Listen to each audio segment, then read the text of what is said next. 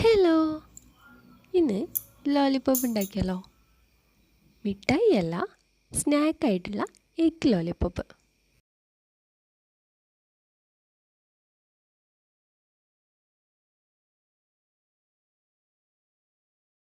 ഇതിന് വേണ്ടിയിട്ട് 2 സവാള എടുത്തിട്ടുണ്ട്. ഇതുപോലെ ചെറുതാക്കി അരിഞ്ഞെടുക്കുക. ഇനി കോഴിമുട്ട 2 പുഴുങ്ങിയത് എടുത്തിട്ട് ഗ്രേറ്റ് ചെയ്തെടുക്കുക.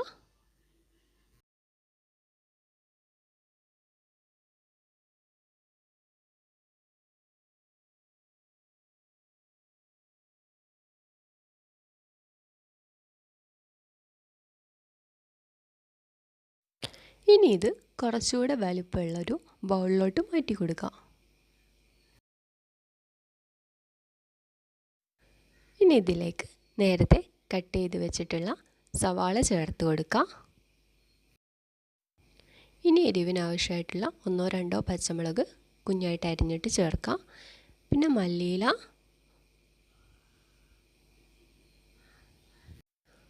1.5 ടീസ്പൂൺ മുളക് പൊടി, അത് എരിവിനനുസരിച്ച് ചേർത്ത് കൊടുക്കുക.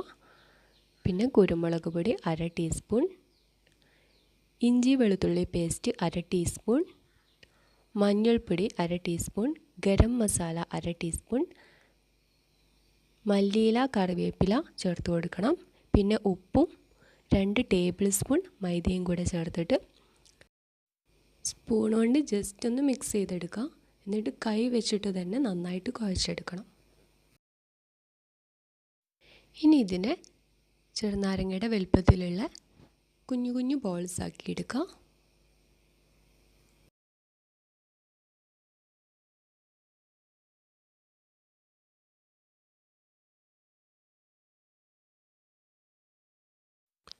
ഇനി ഒരു കോഴിമുട്ട ഒരു ബൗളിലോട്ട് പൊട്ടിച്ചൊഴിക്കുക. ഇനി ഇതിലേക്ക് 1/4 ടീസ്പൂണിലും കുറവായിട്ട് കുറച്ച് മാത്രം മതി ഉപ്പ് ചേർത്ത് കൊടുക്കുന്നുണ്ട്. ഇനി ഒരു 1/4 ടീസ്പൂണോളം കുരുമുളക് പൊടി കൂടെ ചേർത്തിട്ട് എഗ്ഗ് നന്നായിട്ടൊന്ന് മിക്സ് ചെയ്യാം. ഇനി എല്ലാ ബോൾസും ഈ എഗ്ഗ് മിക്സിലിട്ടിട്ട് കുളിപ്പിച്ചെടുക്കുക. എന്നിട്ട് ബ്രെഡ് ക്രംസിലൊന്ന് കോട്ട് ചെയ്തെടുക്കുക. എല്ലാവരെയും കുളിപ്പിച്ച് കുട്ടപ്പന്മാരാക്കി പൗഡർ ഇട്ടതാ ഇതുപോലെ നിരത്തി വെച്ചിട്ടുണ്ട്.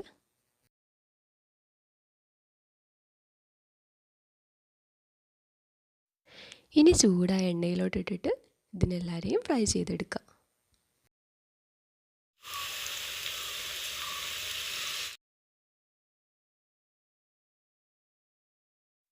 ഒരു സൈഡ് കളറ് മാറി വരുമ്പോൾ മറിച്ചിട്ട് കൊടുക്കണം.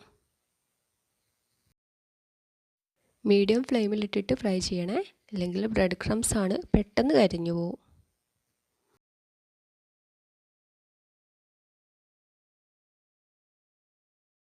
ഒരു ഗോൾഡൻ ബ്രൗൺ കളറിലേക്ക് എത്തുമ്പോൾ എണ്ണയിൽ നിന്ന് കോരിയെടുക്കുക.